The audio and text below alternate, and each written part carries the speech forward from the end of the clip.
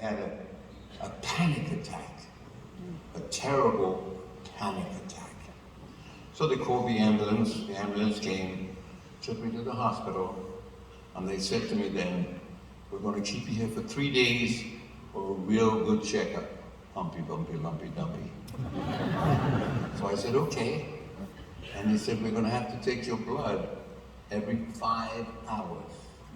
Well, I've got no weight. Nothing. So they said, we'll take it out of your hand. They found some veins, and they put an IV in this hand, and they took the blood out of this hand. Right? After a few times, and you know, I'm pretty, you know, I got no veins, I told you about.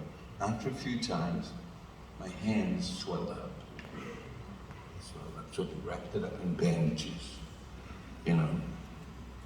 And it was time for me to go where nature called, you know. When it was time to go for a pee.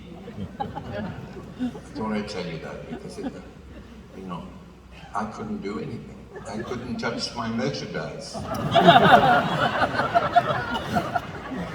I called the nurse. I said, nurse. She came along. I said, I have to have help. So she brought this thing that looked like a boat. With a funnel on the side, like that. And I said,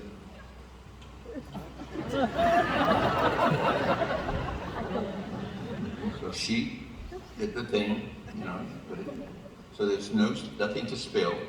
I said, no, now don't you go selling this stuff in little containers, okay? So anyway, this went on time and time again, you know, time and time again. And then when I got out, I was telling my friend who I play golf with, I said, you know, when I was in the hospital, and I told him the whole story, you know, and he said, you're a lucky man. I said, I'm not lucky. It was very embarrassing. Very embarrassing. He said, well, were the nurses good looking? I said, of course, all the nurses are good looking. He said, well, did you get any numbers? I said, no. But I got their fingerprints. Of